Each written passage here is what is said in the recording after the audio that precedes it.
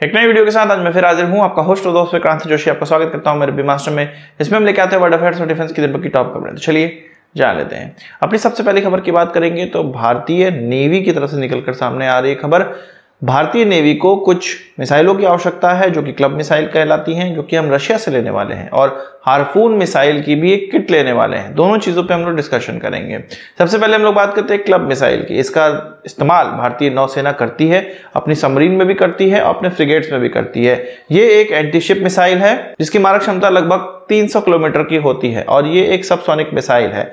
इसकी जो स्पीड है वो लगभग 0.8 मैक की होती है। हम जानते हैं कि इंडियन नेवी के द्वारा ब्रह्मोस मिसाइलों का इस्तेमाल भी किया जाता है, वो भी क्रूज मिसाइल हैं, पर इनका इस्तेमाल भी किया जाता है जहां पर कम खर्चे में टारगेट को नष्ट करना होता है। इसकी 20 की खेप यानी कि 20 संख्या में क्लब मिसाइल भारतीय नेवी अब लेने जा रही है। इसका एक उन्नत वेरिएंट है जो कि रशिया के द्वारा इस्तेमाल किया जाता है, जिसकी रेंज ज्यादा है और उसको कैलिबर मिसाइल के नाम से जाना जाता है। बात अगर हार्पून मिसाइल के किट की हम लोग करें तो इसको जो नाम दिया गया है वो harpoon joint common test set नाम दिया गया है। इसकी एक की संख्या हमें खरीदनी है जो कि $80 मिलियन की आएगी। इसमें क्या क्या आने वाला है इस पर डिस्कशन कर लेते हैं। इसमें एक harpoon intermediate level maintenance station आने वाला है, स्पेयर पार्ट आएंगे, रिपेयर पार्ट्स आएंगे, सपोर्ट्स आएगा, टेस्ट इक्विपमेंट आएंगे, पब्लिकेशन और टेक्निकल डॉक्यूमेंटेशन, ये सारी चीजें हमें प्राप्त होगी $80 मिलियन में। इन दोनों ही चीजों को प्रपोज कर दिया गया है। $200 मिलियन का ये पूरा प्रोजेक्ट होने वाला है जो कि जल्द ही अंजाम दे दिया जाएगा। बात करते हैं INS वर्षा की, जो कि एक सबमरीन बेस होने वाला है और ये न्यूक्लियर पावर सबमरीन के लिए एक बेस बनाया जा रहा है।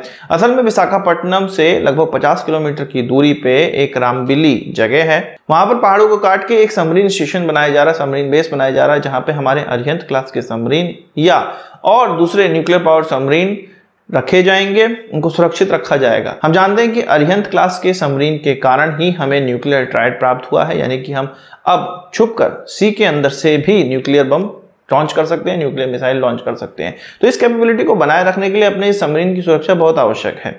अगर हम लोग लड़ाई में चले जाते हैं चीन से या किसी देश से, तो उनका सबसे पहले जो टारगेट होगा वो इन्हीं सबमरीन को उड़ाना होगा ताकि हमारा न्यूक्लियर ट्रायड कंप्लीट ना हो पाए। और नो फर्स्ट यूज की हम लोग पॉलिसी पालन करते हैं, जिससे कि भारत का पूरा जो प्लानिंग है वो गड़बड़ा जाएगी। इसीलिए इन सब के लिए ऐसी जगहों को निर्धारित किया जा रहा है, ऐसी जगह बनाई जा रही है जो कि पहाड़ों के अंदर हो, इन पे बम का भी खास असर ना पड़ता हो। इसका फर्स्ट फेज लगभग कंप्लीट होने वाला है। 30,000 करोड़ रुपए इसके लिए एलोकेट किए गए हैं और धीरे धीरे इसको कंप्लीट किया जा रहा है। इस साल तक इसको कंप्लीट कर लिया जाएगा, जो कि खुशी की बात मानी जा सकती है। बात करते हैं कोप इंडिया 2023 की, जो कि भारत और अमेरिका के बीच में एक एयरफोर्स की एक्सरसाइज थी। इसमें हमारी एयरफोर्स की तरफ से 4 एयरक्राफ्टों ने भाग लिया। इसमें तेजस था, Su-30 MKI था, राफेल था और जैगवार थे। अमेरिका की तरफ से F-15 ने भाग लिया, उनके ट्रांसपोर्ट एयरक्राफ्ट ने लिया और बॉम्बर ने लिया।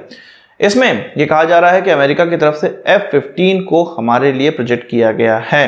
इसका एक उन्नत वेरिएंट भी अमेरिका लेकर सामने आया है जो कि बोइंग के द्वारा बनाया जाता है, तो उसको भारत के लिए दिया जा रहा है। आप जानते होंगे कि भारत में अभी तक कोई भी फाइटर एयरक्राफ्ट हम अमेरिकन इस्तेमाल नहीं करते हैं। हाँ, हेलीकॉप्टर्स इस्तेमाल करते हैं, ट्रांसपोर्ट एयरक्राफ्ट इस्तेमाल करते हैं, पर कोई भी फाइटर एयरक्राफ्ट अभी तक हम अमेरिकन नहीं इस्तेमाल करते हैं। अमेरिका यही चाहता है कि किसी तरह से फाइटर एयरक्राफ्ट के मार्केट में घुसे और तब जाके पैसे कमाने का उनको मौका मिले। बात करते हैं अपाचे हेलीकॉप्टर्स की, तो ये कहा जा रहा है कि आर्मी 5 और अपाचे हेलीकॉप्टर्स खरीद सकती है। हम जानते हैं कि 22 हेलीकॉप्टर इंडियन एयरफोर्स के द्वारा खरीदे गए, जिसको कि इंडक्ट कर लिया गया। इसके बाद 6 और का ऑर्डर इंडियन आर्मी के द्वारा दिया गया। अब कहा जा रहा है कि 5 और का ऑर्डर फिर से इंडियन आर्मी के द्वारा इस साल के अंत तक दे दिया जाएगा। आपको जानकर आश्चर्य होगा कि 39 हेलीकॉप्टर्स हम खरीद सकते हैं। कैबिनेट कमेटी ऑन सिक्योरिटी ने ये आज्ञा दी हुई है कि इतने हेलीकॉप्टर्स हम खरीद सकते हैं, तो 22 खरीद लिए गए, 6 और खरीद लिए गए, 28 हो गए, 5 और का ऑर्डर दे दिया जाएगा, 33 हो जाएंगे। 6 की अभी और आशा है, जो कि हो सकता है फिर से इंडियन आर्मी के द्वारा ही आगे ऑर्डर दिया जाए।